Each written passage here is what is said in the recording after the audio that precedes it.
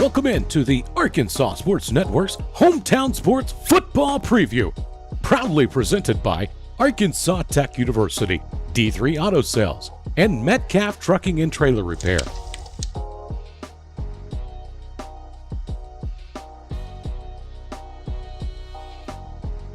Today we're visiting with Bald Knoll Bulldog head coach Lonnie Robertson.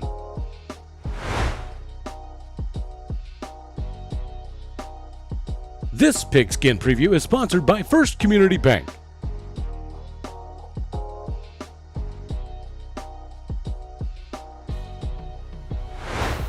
I'm Chloe Cornell, and I'm here today with Coach Zach Clark, the Searcy Lions head football coach, and we're going to talk a little bit about Lions football today. Coach Clark, what are your expectations for this upcoming season?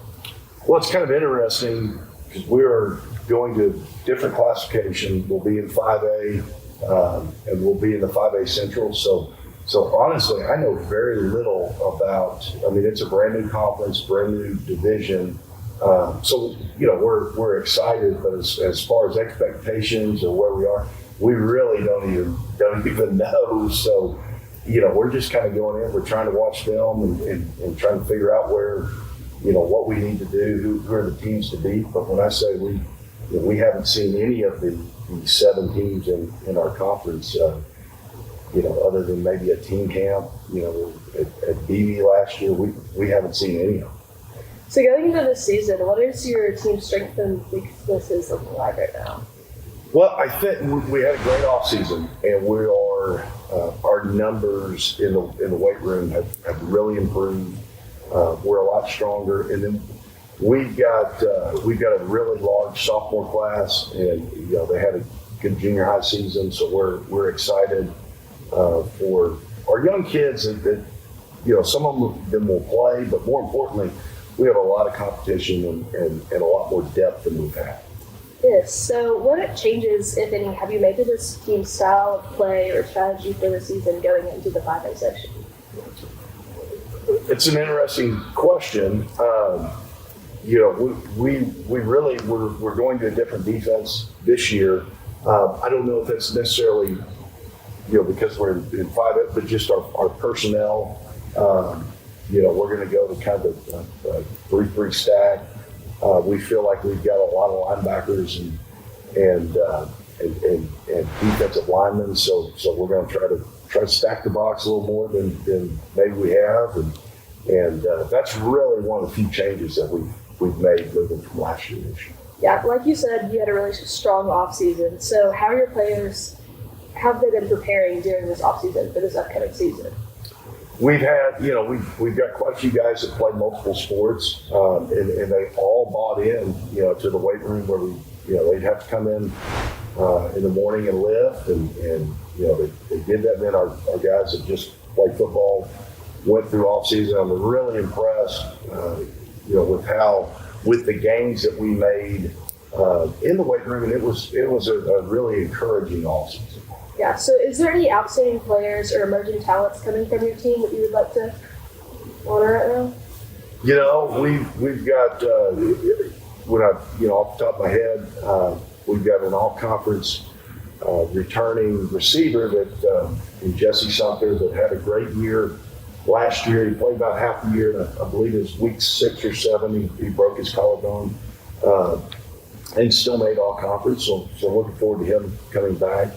Lawson Wimberly is an all-state linebacker. He had an injury that we don't know if we're going to get him back, but certainly hopeful of. And then Ryan Taylor is our other all-conference offensive lineman that's returning. So, as you said, most of those players are older and more experienced. How are you working to develop your younger and less experienced players? Well, we're really excited about our young guys. They won the conference last year, and we just have a bunch of guys that are going to contribute this year, a bunch of sophomores. But we, kind of the way we practice and stuff. I mean, we throw them right in there, and if they're not going to start, they're at least talented enough where they're really pushing our older guys. And we think competition it makes you better. And we've had much more competition through spring football than we've had, any one of my other 3 years. Yeah, that's great. So, are there any key adjustments you're making this season to your coaching strategy or anything that's going to help you build up this team? Other than, I guess we sat down as a staff and really made a concerted effort to change or improve our weight program, and we're going to continue to do that. Other than that, we like our routine, and we're going to kind of keep rolling the way we have. So how do you plan to handle different game situations and challenges? Again, that's an interesting question. I think as a coach, you have to get to know your team. And we've got a lot of new young guys. I think it's our job to really get to know them and their strengths and weaknesses and how we can put them in a position to be successful. Yeah. So do you all do team building and exercises to help build up the team? We do. We try to spend, as much time as we can. I know, this summer we have, a lake trip and some cookouts, and I think all that stuff is really beneficial. As far as, you want your team to be as close as possible, and they don't all have to get along, but they do all have to pull for each other. Yeah. Are there any specific opponents y'all are particularly preparing for this season? Baseball, because they're first. But really, we're not. It's a brand new. We've got other than baseball, that's our first game. We're going to have 9 teams that we've never played before, and that's exciting. But to say, I know it sounds like we're not very prepared, but to say, it's a brand new conference, it's a brand new division. We're excited about it, but we don't really know much about anybody. So how do you foster team unity and positive culture among your players? Well, you try to balance, because you've got to be competitive, and you want to, be as competitive as possible. But like I said, the good teams have a bunch of guys that are great teammates. And, if we can get guys pulling for each other, even if, we put their individual goals aside, and like we said, it's all about the Searcy Lions. And, we want as many good teammates as we can get. Yes, definitely. So how are you supporting the players both on and off of the field? Like you said, the lake trip, that's really developing a family environment for these players. How is that increasing your ability to connect with those players? I say as much time as we can spend away from the field house, away from practice with players, I think they become more comfortable with us as coaches. This is a really unique situation in that, I came from a bigger district, kind of spread out, where, here it's a closer, tight-knit, and these kids are they grow up together. They play on the same youth teams. They hang out a lot. So it's really, I've enjoyed seeing that. They seem closer. It's really just an issue of me getting close and getting to know the players. Yes. So what are your team's goals for this season? We don't talk a whole lot about, state championships and conference championships and stuff like that. We talk more about the process and about what it takes to get better, go 1-0 that week. We want to go 1-0 starting on Monday. And I think that mentality and that process, leads to better results in the long run. So adding on that, how do you define success for your team? I think, obviously, you can't get away from the record. Obviously the wins and losses are always going to play a factor. But one thing that we have talked about is we want to get better from the start of the year to the end. And, we haven't done that the last couple of years in particular, and the reason's been injuries. So we want to develop. We're going to make a concerted effort this year to develop more guys, so we have depth. And then also we're looking at ways, whether it's through the weight room or, our conditioning, to where we need to stay healthy throughout the year. Definitely. So what are your expectations on how far your team's going to make it to the playoffs this year? Again, I wish I had a better answer, but we have no idea. We certainly expect to make the playoffs. That's always going to be kind of a benchmark for our program.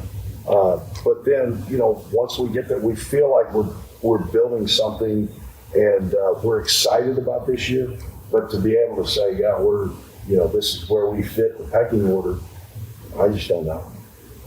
Yes, sir. So how does the team connect with the school and local community? Again, this is a town that's very close, and it's really interesting. You go around town, and I'll go eat some.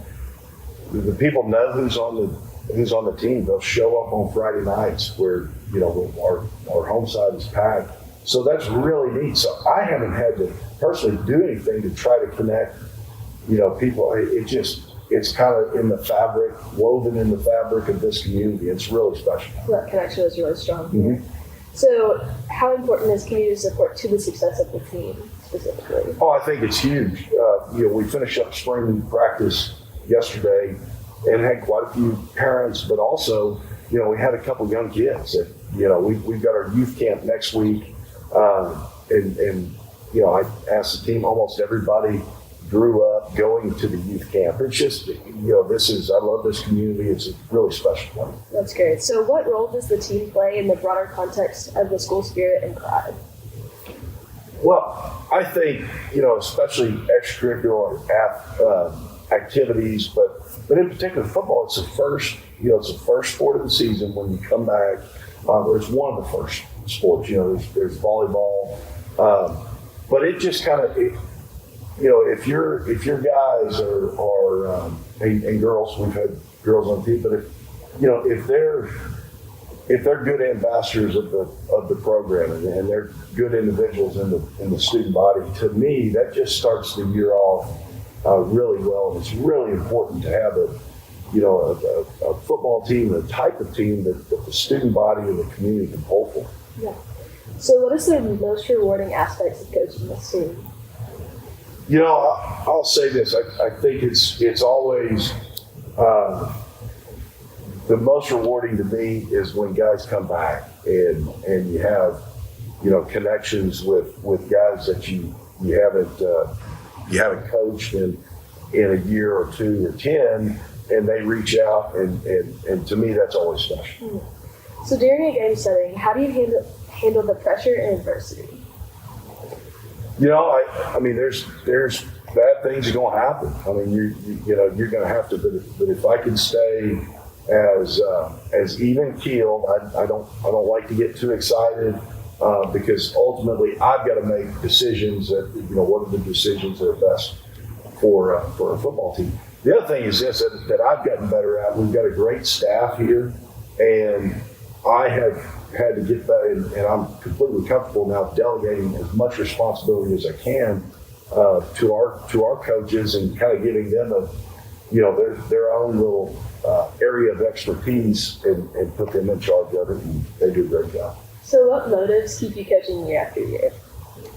I think being successful and watching kids develop and get better and become a team, all that stuff really excites me. And the other thing, I kind of grew up in an athletic family. My dad was a coach, and maybe I just don't know any different, but I really enjoy it.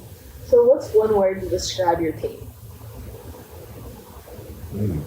That is a good one. I am hoping that it's competitive. That people know when they play the Lions that we're going to compete for 4 quarters, and I think that's going to be a word that people are going to talk about. When they talk about the Searcy Lions, they're going to say, those guys they're competitive. Yes, sir. Well, I really enjoyed talking with you today. Is there anything else you would like to say, Coach Clark? I don't think so. I appreciate you guys coming. I've enjoyed it. Yes, sir. Thank you.